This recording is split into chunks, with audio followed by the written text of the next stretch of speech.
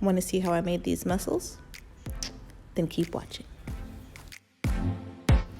Okay, so remember, these are fresh, live mussels.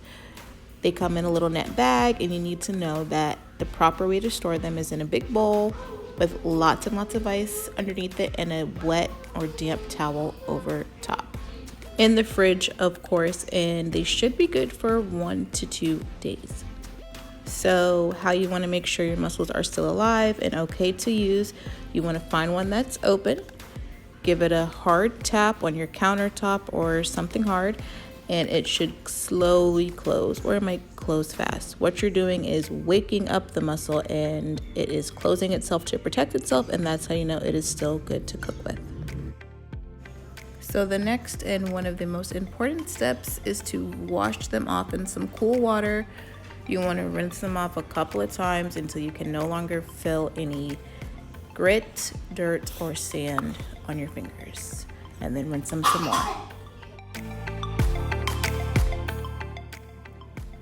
All right, so for the next step, now that they're all rinsed off, you don't feel any more sand or grit or dirt. You do see like things like this, like some seaweed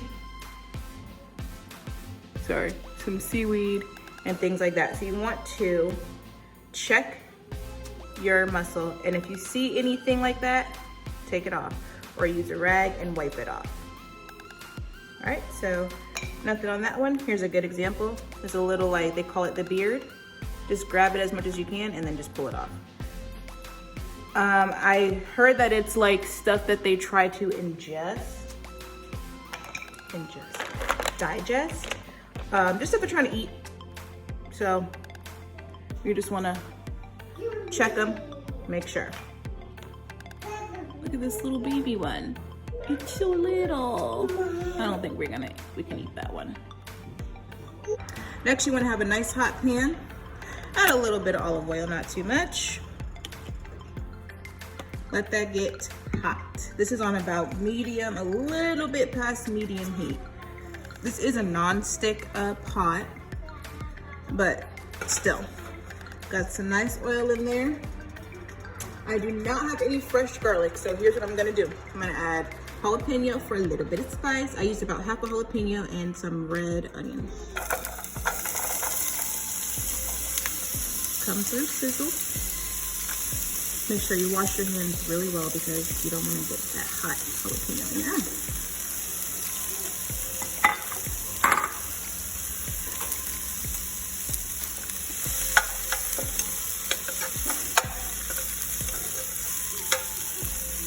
Stir that up.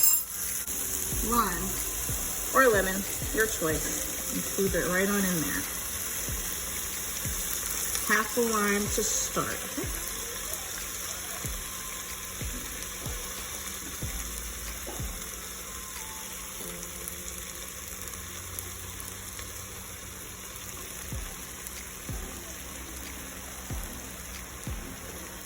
Then we're gonna add some garlic powder because I don't have any fresh garlic, which really, really sucks. And I like a lot of garlic in my mussels, okay? So mind your business. Yep. We're gonna add some pink Himalayan salt. Not too much, but they do say they recommend you use sea salt when you're cooking with seafood because it's from the sea anyway, and it supposedly makes a difference. Give that a little stir.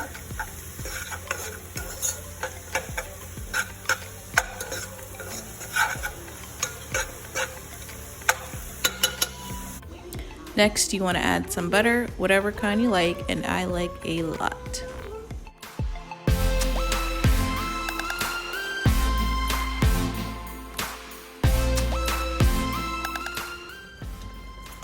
So I'm gonna crank up the heat just a little bit. Butter's melted, right? Just about, a little bit more. Make sure you taste this. So next we're gonna add in, usually you would add in some white wine right here, but what I have is just some water with the chicken bouillon cube completely dissolved in it. Ooh, it's hot, straight from the microwave. About that much, because you're steaming your mussels. not necessarily boiling them. The other half of your lime or lemon, whichever you like, or whichever you have. I'm just using what I have. I didn't have any fresh garlic, so I used garlic powder. I didn't have a white or yellow onion, so I used the red one I had. I had lime, so that's what we're doing. Give that a stir. All right, one more taste. Take your mussels, nice and clean. I did rinse them off one more time after we cleaned off the beard and stuff. So we're gonna carefully